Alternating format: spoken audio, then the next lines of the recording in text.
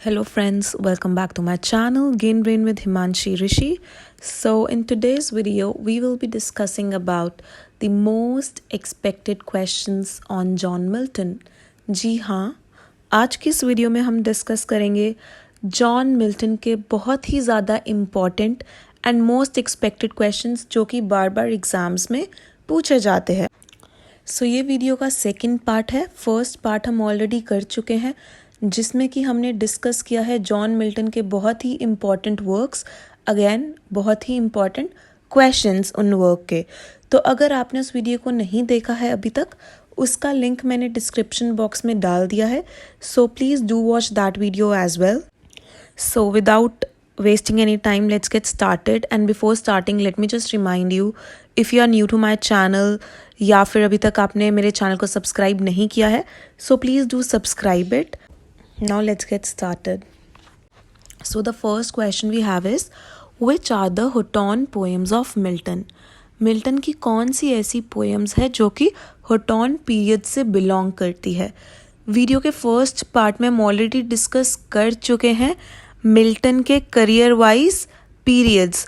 ठीक है, तो फर्स्ट पीरियड उनका हॉटन पीरियड है. तो अब हमें बताना है कि कौन सी ऐसी पोएम है जो कि इस पीरियड से बिलोंग करती है. So let's see the options. Paradise Lost, Paradise Regained. B option Areopagitica, Tenure of Kings and Magistrates. C L'Allegro या फिर एल पेंसेरोसो. और डी ऑन हिज ब्लाइंडनेस या फिर टू दी नाइटेंगल.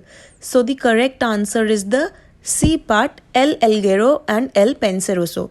ये जो दोनों पोएम्स है, और भी मिल्टन की पोएम्स है जो कि हॉटन पोएम्स जिन्हें माना जाता है या फिर जो हॉटन पीरियड से बिलोंग करती है. हॉटन पीरियड बहुत ही इम्पॉर्टेंट पीरियड है, तो हमें इसकी डेट पता होनी चाहिए कि कब से कब तक है और कौन कौन सी पोएम्स इस पीरियड में इंक्लूडेड है. Next we have is the 3 periods of Milton. ये बहुत ही इम्पॉर्टेंट फैक्ट है मिल्टन की लाइफ के बारे में about the 3 periods of Milton जिसमें इनका करियर डिवाइडेड है. सो फर्स्ट बहुत ही इम्पॉर्टेंट है, हमें इसका डेट याद रहना चाहिए कि हॉटन पीरियड कब से कब तक है. 1629 to 1640 के पीरियड को मिल्टन का हॉटन पीरियड माना जाता है. और इसके अंदर कौन कौन सी पोएम्स है? जो मेन 4 पोएम्स है जिससे बार बार क्वेश्चन आता है वो है एल एल्गेरो, एल पेंसेरोसो, कॉमस और लिसिडियस. तो ये हॉटन पीरियड से ये पोएम्स बिलोंग करती है मिल्टन की. मतलब ये जो पोएम्स है वो 1629 और 1640 के बीच में लिखी गई है, तो इसलिए हम इन्हें हॉटन पोएम्स भी कहते हैं. Next period is political works and prose. ये पीरियड है फ्रॉम 1640 टू 1663. अब इसमें भी कुछ पोएम्स है वो हम देख लेते हैं कौन कौन सी है. Areopagitica and Tenure of Kings and Magistrate. Political work and prose से ज़्यादातर इन्हीं दोनों पोएम्स में से क्वेश्चन पूछा जाता है और बेसिकली पीरियड की डेट हमें याद होनी चाहिए which is from 1640 to 1663. Next we have is the period of great works, जिसमें कि मिल्टन ने बहुत ही अपनी लाइफ के बेस्ट वर्क्स लिखे थे और ये उनका एंड टाइम है. मतलब उन्होंने इसके बाद नहीं लिखा, इनका कोई भी पीरियड नहीं है. कौन से उनके वर्क्स है ग्रेट वर्क्स में? Paradise Lost, Paradise Regained and Samson Agonistes. तो इस पीरियड का क्या टाइम है? 1660 टू 1694. तो ये तीनों ही पीरियड्स बहुत इंपॉर्टेंट है. इनकी जो मेन पोएम्स है हमें उनके नाम पता होने चाहिए और ये कौन से पीरियड तक, कहाँ से स्टार्ट है ये पीरियड और कहाँ पे ख़त्म है, इनकी डेट हमें पता होनी चाहिए. Next question. In which book of paradise lost do the fall of Adam and Eve takes place. Paradise lost की कौन सी ऐसी बुक है जिसमें एडम एंड ईव का फॉल दिखा रखा है? एडम एंड ईव का फॉल बहुत इंपॉर्टेंट है, इसलिए क्वेश्चन बहुत इंपॉर्टेंट हो जाता है for the exam point of view. So let's see the options. A book 6, B book 9, C book 4 या फिर D book 1. So the correct answer is the B part. Book 9 में Adam और ewe का हमें fall देखने को मिलता है in his work of paradise Lost. Next question. ये बहुत ही इम्पॉर्टेंट लाइन्स है, ये एग्ज़ाम में पूछी जाती है. So let's see these lines. Fame is the last infirmity of noble mind. From which poem does this line taken. ये जो लाइन है कौन सी पोएम से ली गई है, हमें उस पोएम का नाम बताना है. लिसिडस, सैमसन एगेनिस्टिस, द डिफेंसियो या फिर on Shakespeare. So the correct answer is the A part, Lycidas. ये एक पैस्टोरल एलजी है, ये हम फर्स्ट पार्ट के वीडियो में डिस्कस कर चुके हैं और ये ही बहुत इम्पॉर्टेंट पोएम है और ये उस पोएम की बहुत इम्पॉर्टेंट लाइन है. एक मिल्टन का इम्पॉर्टेंट वर्क है द डिफेंसियो. इस पोएम से ज़्यादा क्वेश्चंस नहीं आते, इससे ना पूछा जाता है, कोटेशंस भी नहीं पूछी जाती. बट ये द डिफेंसियो वर्क क्यों इम्पॉर्टेंट है, बिकॉज ये एक ऐसा वर्क है जो कि मिल्टन ने लिखा था जब वो देख सकते थे. So it was his last work when he could see. मतलब उनका आखिरी वर्क है जब ये देख सकते थे. इस वर्क के बाद वो टोटली ब्लाइंड हो गए थे. इस वर्क के बाद उन्हें दिखाई देना एकदम बंद हो गया था. तो क्वेश्चन एक बार एग्जाम में ऐसा भी पूछा गया है, that which is Milton's last work when he could see. So the correct answer is the Defensio. तो हमें ये वर्क इसलिए इम्पॉर्टेंट है, ध्यान में रखना इस वर्क के बारे में. Next question. Or sweetest Shakespeare fancy's child, from which poem does this line take in. ये बहुत ही इंपॉर्टेंट लाइन है, ये आपको बार बार देखने को मिलेगी अगर आप कोई भी टीजीटी पीजीटी एग्जाम दे रहे हो और उसमें मिल्टन है. तो आप प्रीवियस ईयर क्वेश्चन देखोगे, ज़रूर ये 2 से 3 बार ये लाइन रिपीट होती है. तो ये कौन सी पोएम से ये लाइन ली गई है वो हमें बताना है. लिसीरियस, एल पेंसेरोसो, एरोपजेटिका या फिर एल एल्गेरो. ये आंसर है जो इस क्वेश्चन का वो है द डी पार्ट, एल एल्गेरो. ये जो लाइन है और स्वीटेस्ट शेक्सपियर फैंसीज चाइल्ड, ये ली गई है लाइन एल एल्गेरो से. Next question. On his deceased wife is dedicated to. एक मिल्टन का वर्क है ऑन हिज डिसीज्ड वाइफ. ये इन्होंने किसको डेडिकेट किया है. तो इसका आंसर देखने से पहले मैं आपको एक चीज़ बताना चाहती हूँ कि मिल्टन की 3 वाइफ्स रह चुकी है. तो उन्हीं तीनों वाइफ्स में से उन्होंने अपनी एक किसी वाइफ को ये वर्क अपना डेडिकेट किया है. तो हमें उन्हीं का नाम बताना है. So let's see the options. First option we have is Mary Powell, next Katherine Woodcock, C Elizabeth Minshull या फिर D Mary Hutchinson. So the correct answer is the B part, Katherine Woodcock. ये जो उनका work है on his deceased wife, ये उन्होंने लिखा है डेडिकेट करते हुए अपनी सेकंड वाइफ को, कैथरीन वुडकॉक को. और जो ये डी ऑप्शन में हमें एक नेम दिया गया है मैरी हचिनसन, अगर आपको पता है ये किसकी वाइफ है, so please do comment in the comment section. So अब यहाँ पे हम डिस्कस करते हैं मिल्टन की वाइफ्स के बारे में. आपको लग रहा होगा हम उनकी वाइफ्स के बारे में क्यों डिस्कस करें, तो लेट मी टेल यू कि इससे क्वेश्चन बहुत बार पूछे जाते हैं. तो let's see what we have here. जो उनकी फर्स्ट वाइफ थी उनका नेम था मैरी पोवेल, जिनकी डेथ हुई थी 1952 में. अब ये क्यों इम्पॉर्टेंट बन जाता है इनकी डेथ की डेट, क्योंकि जब मैरी पोवेल की डेथ हुई थी, जो ईयर है 1952, ये वो ईयर है जब मिल्टन ने अपनी आई साइट खोई थी, मतलब जब मिल्टन ब्लाइंड हुए थे.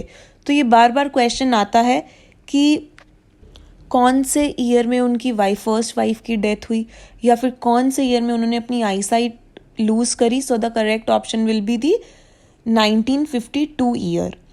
जो उनकी सेकेंड वाइफ थी वो थी कैथरीन वुडकॉक, जिनसे उन्होंने शादी करी 1956 में, एंड शादी के 2 साल बाद ही she died in 1958. So Katherine Woodcock Milton की सेकेंड वाइफ है. और इन जो इनकी तीनों वाइफ्स थी, जिन वाइफ से इनकी सबसे ज़्यादा बनी है वो थी Catherine Woodcock. Although they were married only for 2 years, but सबसे ज़्यादा क्लोज वो कैथरीन वुडकॉक के ही थे. मिल्टन की थर्ड वाइफ का नाम था Elizabeth Minshull, and they were married in 1663 and she was 30 years younger to him. मतलब जो इनकी थर्ड वाइफ थी एलिजाबेथ मिंशुल, वो इनसे 30 years छोटी थी. मतलब जब मिल्टन 55 years के थे जब उन्होंने तीसरी शादी करी, and Elizabeth Minshull she was only 24 years old. So इनकी कंपैटिबिलिटी बहुत कम थी. मिल्टन की कभी भी अपनी थर्ड वाइफ से बनी नहीं। अब हम देख लेते हैं कि poems which Milton dedicated to Catherine Woodcock. उन्होंने 2 पोएम्स लिखे हैं जो कि उन्होंने कैथरीन मतलब अपनी सेकेंड वाइफ को डेडिकेट करे हैं। अब फर्स्ट कौन सी है पोएम? ऑन हिज डिसीज्ड 5, और नेक्स्ट पोएम है methought I saw my late espoused saint. So ये जो दोनों ही पोएम्स हैं उन्होंने अपनी सेकेंड वाइफ कैथरीन वुडकॉक के लिए लिखी है, और बार बार क्वेश्चन पूछा जाता है इन दोनों पोएम्स में से। Next question, the purpose of stating the paradise lost is. इस क्वेश्चन का मतलब है, बेसिकली इस क्वेश्चन का मतलब है कि पैराडाइज लॉस्ट का क्या थीम है, और या फिर मिल्टन ने किस पर्पस से पैराडाइज लॉस्ट लिखी है। So let's see the options. The first option we have is to justify the ways of God to men. Next option, freedom of humanity. Next, faith in God, या फिर D part, physical strength. So the correct answer is the A part, to justify the ways of God to men.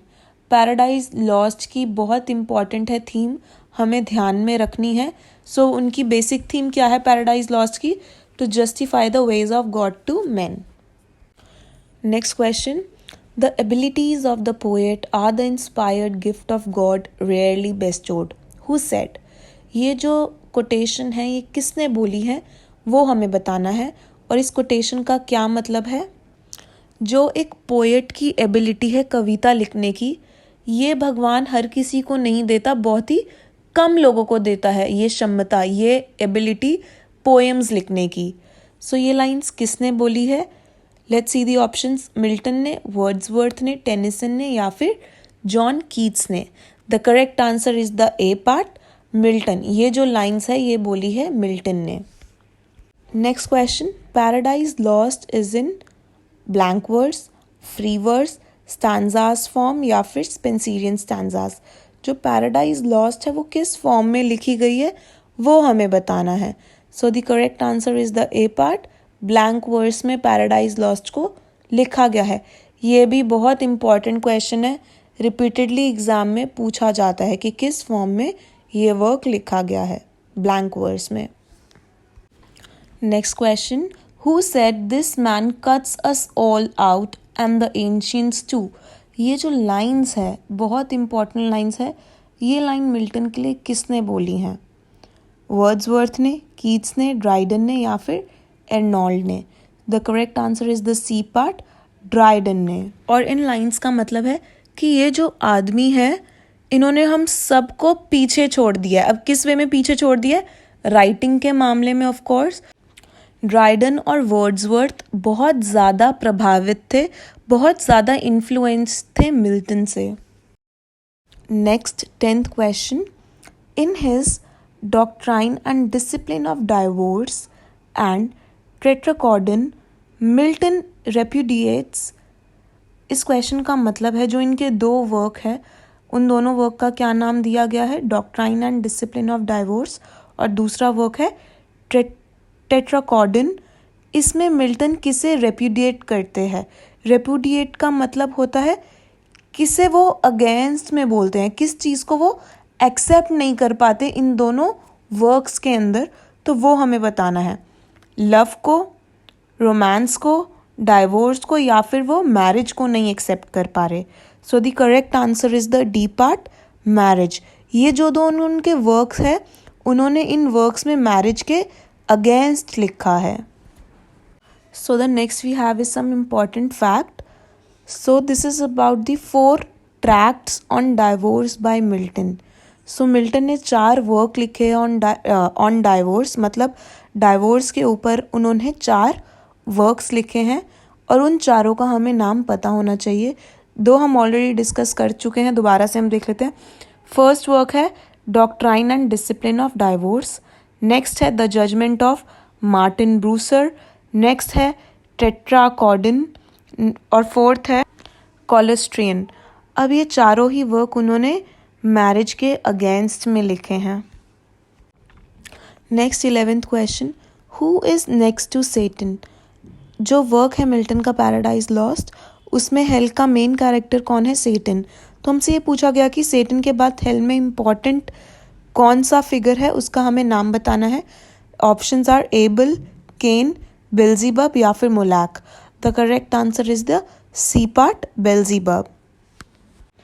Next question, the meaning of Il Penseroso is. ये बहुत important question है. इसमें हमें meaning बताना है L पेंसरोसो का क्या मतलब है. Let's see the options. The happy man, the thoughtful man, the romantic man या फिर the idiotic man. The correct answer is the B part, the thoughtful man. ऐसा व्यक्ति जो कि बहुत विचार करता हो या फिर बहुत विचारों में खोया हो, उसको हम बोलते हैं Il Penseroso. Now next we have the twin poems of Milton. ये बहुत ही इम्पॉर्टेंट है, इसको बहुत ध्यान से समझेंगे, बहुत ध्यान से पढ़ेंगे. हर एग्ज़ाम में स्पेशली यूपी, टीजीटी, पीजीटी में जिनके मेन राइटर सिर्फ 4 हैं, मिल्टन, गॉल्सवर्दी, शेक्सपियर या फिर वर्ड्सवर्थ. मिल्टन में से एक क्वेश्चन ये आ ही जाता है ऑन ट्विन पोएम्स. सो पहले हम देखते हैं कि ट्विन पोएम्स है कौन सी मिल्टन की. वो है L'Allegro and Il Penseroso. ये ट्विन पोएम्स हैं and these poems are also known as the companion poems. Question paper में क्वेश्चन ऐसे भी आ रखा है एक बार कि एल एल्गेरो की ट्विन पोएम कौन सी है, तो आंसर विल बी एल पेंसरोसो. एक बार क्वेश्चन ऐसे भी आया हुआ है एग्जाम में कि एल एल्गेरो की कंपेनियन पोएम कौन सी है, वो भी एल पेंसरोसो ही मानी जाएगी. ठीक है. नेक्स्ट पॉइंट है एल एल्गेरो का मतलब है द हैप्पी मैन. एल एल्गेरो का क्या मतलब है, द हैप्पी मैन. और एल पेंसरोसो का अभी हमने डिस्कस किया है, इसका मतलब है द मेलॉन्कली मैन या फिर द थॉटफुल मैन. मेलॉन्कली का मतलब होता है वेरी सैड. ऐसा व्यक्ति जो कि बहुत सैड है और सैडनेस में, विचारों में खोया गया है. सो अगेन एक बार क्वेश्चन में ये भी पूछा गया है एल पेंसरोसो का मतलब मेलॉन्कली मैन ऑप्शंस में था, तो ये सही आंसर था. और एक बारी क्वेश्चन पेपर में ऑप्शंस में थॉटफुल मैन भी आया था, तो एक बारी ये करेक्ट आंसर था. और दोनों ही ऑप्शंस कभी भी साथ में नहीं आएंगे, ये भी आप मानकर चलिए. नेक्स्ट पॉइंट बहुत इंपॉर्टेंट है, ये भी एग्जाम में पूछा गया है. So let's see the next fourth point. L'Allegro welcomes the goddess of mirth. Goddess of mirth क्या है, it is related to the goddess of joyness, मतलब खुशी से रिलेटेड जो गॉड है, गॉडेस है. सो एल एल्गेरो में जो मिल्टन है वो कौन सी गॉड का वेलकम करते हैं. एक बार ऐसे क्वेश्चन आया था, तो आंसर वॉज गॉडेस ऑफ मर्थ. और एक बार उस गॉडेस ऑफ मर्थ का नेम भी गिवन था, क्योंकि पोएम में गॉडेस ऑफ मर्थ का मिल्टन ने नेम दिया है. सो गॉडेस ऑफ मर्थ का क्या नेम है वो अभी हम देख लेते हैं, वो है येफ्रोसिन. तो ये बहुत इंपॉर्टेंट क्वेश्चन है, ये एग्जाम में पहले भी पूछा जा चुका है, तो इसीलिए ये इंपॉर्टेंट हो जाता है, इसलिए हमें ये ध्यान में रखना है. और ये हम ऑलरेडी डिस्कस कर चुके हैं. नेक्स्ट पॉइंट, फिफ्थ पॉइंट, कि जो ये ट्विन पोएम्स हैं, मतलब एल एल्गेरो और एल पेंसरोसो, ये कौन से पीरियड से बिलोंग करती है. It belongs to the Horton period of Milton. Next 13th question. From 12 years of age, I hardly ever left my studies or went to bed before midnight. Who said? ये जो lines हैं, ये lines किसने बोली हैं कि जब मैं 12 साल की एज से ही मैं स्टडीज़, अपनी पढ़ाई से कभी दूर रह ही नहीं सका और मैं आधी आधी रात तक पढ़ता रहता था. ये लाइंस किसने बोली हैं, ये लाइंस बोली हैं मिल्टन ने. सो the correct option is the D part, Milton. ये भी क्वेश्चन एक बार एग्जाम में पूछा जा चुका है, इसलिए ये बहुत इंपॉर्टेंट क्वेश्चन हो जाता है. Next question. Which poem deals with Satan's temptation of Christ in wilderness. बहुत ही इंपॉर्टेंट क्वेश्चन है ये, एक से ज़्यादा बार एग्जाम में पूछा गया है. सो हमें बताना है कौन सी ऐसी पोएम है मिल्टन की जो कि डील करती है या फिर जिसका थीम है Satan's temptation of Christ in wilderness. So let's see the option. First option we have is Paradise Lost. Next option El Penseroso. C option Aeropagitica या फिर D option is the Paradise Regained. The correct answer is the D part, Paradise Regained. Next question. We read Paradise Lost as a task. Nobody wished it longer. Who said? ये lines किसने बोली है कि हम paradise lost को एक task की तरह पढ़ते हैं और वो बहुत ही ज़्यादा लंबी किताब है, बहुत ही ज़्यादा लंबी पोएम है। Let me just tell you one thing more कि जो पैराडाइज लॉस्ट वर्क है ये एक मिल्टन का एपिक पोएम है। जो इसका जॉनरा है वो क्या है, वो एक एपिक पोएम है। इससे भी क्वेश्चन आता है कि पैराडाइज लॉस्ट का क्या जॉनरा है। So it is an epic poem. तो ये लाइंस किसने बोली है कि ये बहुत ही लंबी पोएम है और लोग जो हैं वो उसे रीडर्स एक टास्क की तरह पढ़ते हैं। तो ये लाइंस किसने बोली है? Let's see the options. Byron ने, वर्ड्सवर्थ ने, डॉक्टर जॉनसन ने या फिर कॉलरिज ने। So these lines are told by Doctor Johnson. So the correct option is the C part, Doctor Johnson. Next 16th question, बहुत ही इंपॉर्टेंट लाइंस हैं ये, पहले एग्जाम में पूछी जा चुकी है। So let's see the lines. Love virtue, she alone is free. She can teach you how to climb higher than the sphere were. Heaven itself would stoop to her. Where do these lines appear? ये जो lines है Milton के कौन से work से ली गई है ये हमें बताना है। लिसीडियस से, पैराडाइज लॉस्ट से, कॉमस से या फिर नन ऑफ द अबव, मतलब इन पोएम्स में से किसी से भी नहीं। So the correct answer is the C part. ये जो लाइंस है वो ली गई है कोमस से।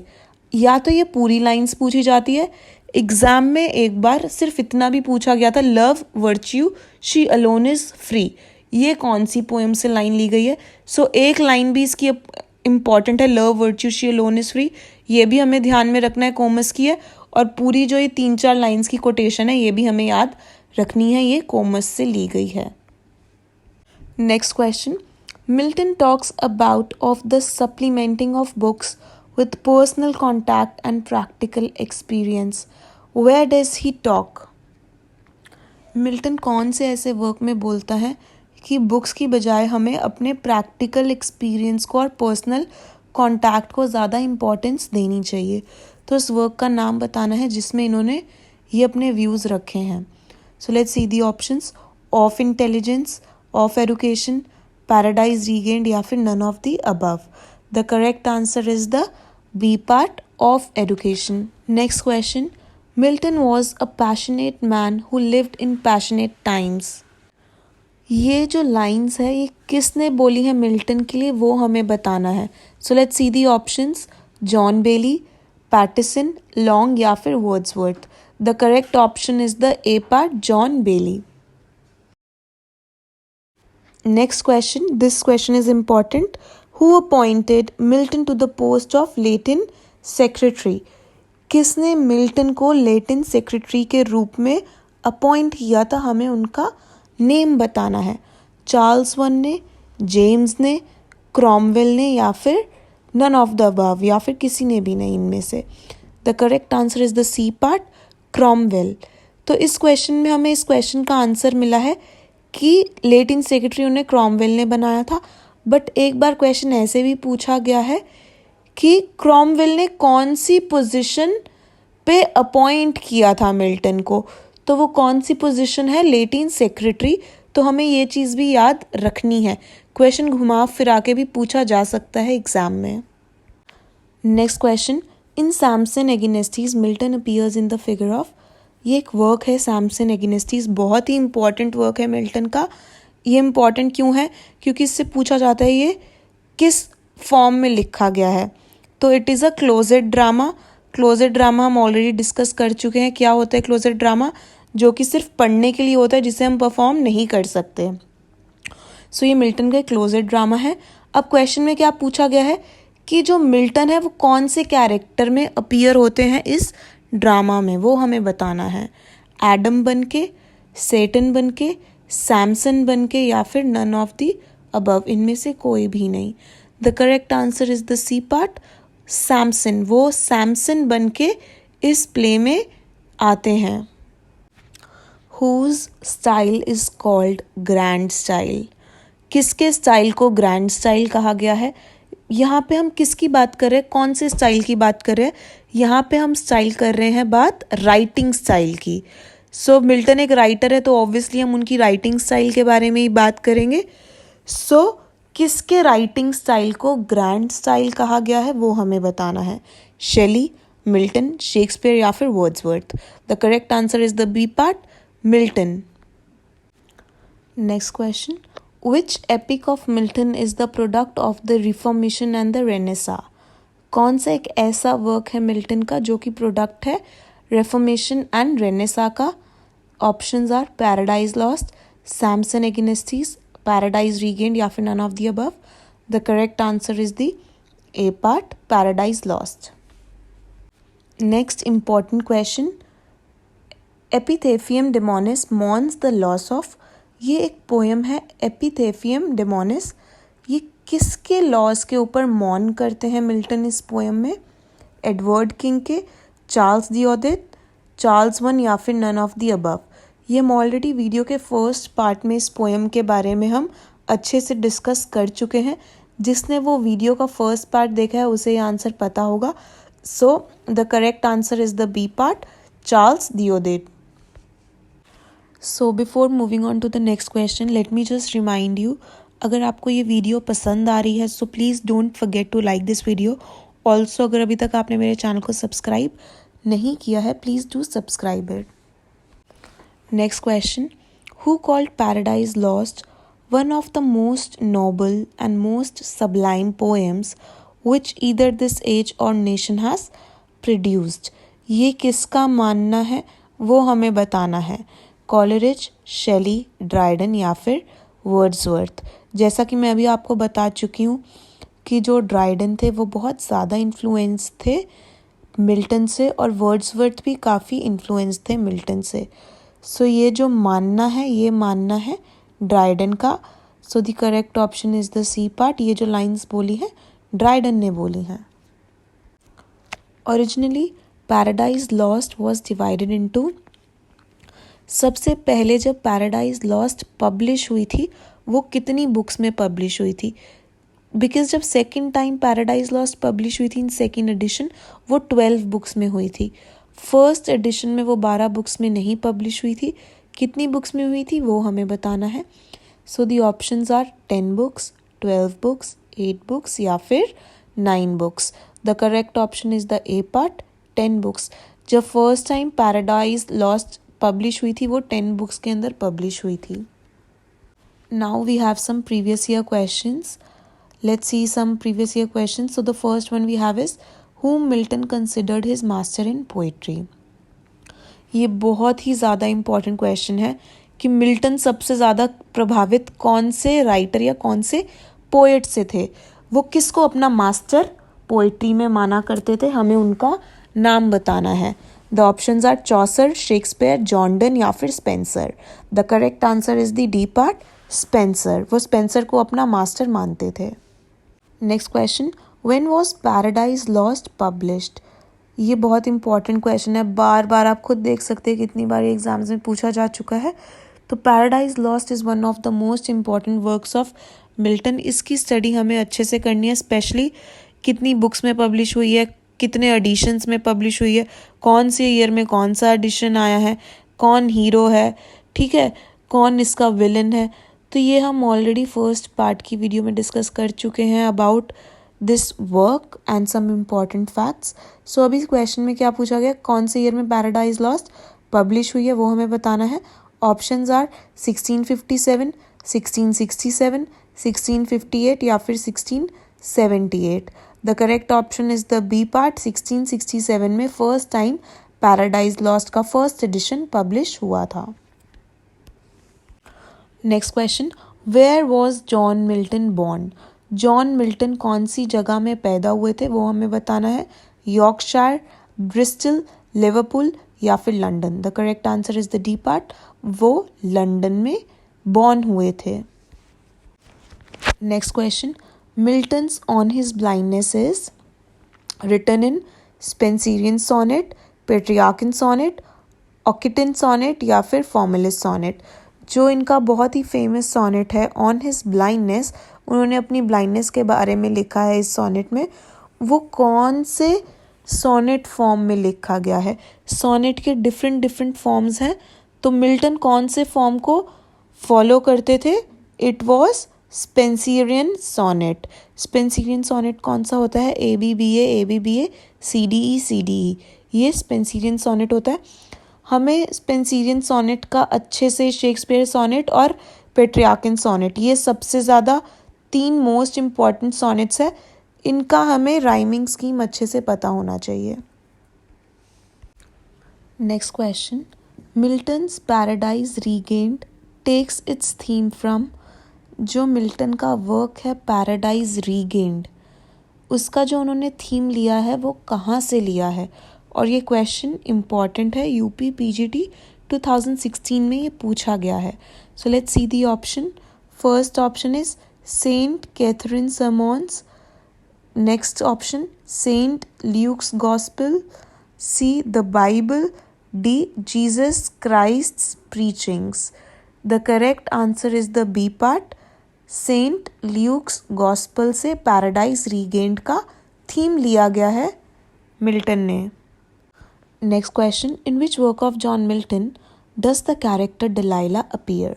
कौन सा ऐसा वर्क है मिल्टन का जिसमें डिलाइला नाम का कैरेक्टर होता है, वो हमें बताना है। And this question was asked in UP TGT 2016. So the options are Paradise Lost, Paradise Regained, Samson Agonistes या फिर Lycidius. The correct option is the C part, Samson Agonistes. Delilah जो कैरेक्टर है सैमसन एगोनिस्टिस की कैरेक्टर है। That's all we have in this video. अगर आपको मेरी video पसंद आई है so please do hit the like button. Also अगर अभी तक आपने मेरे चैनल को सब्सक्राइब नहीं किया है, और if you are new to my channel, so please do subscribe, and thank you so much for watching this video.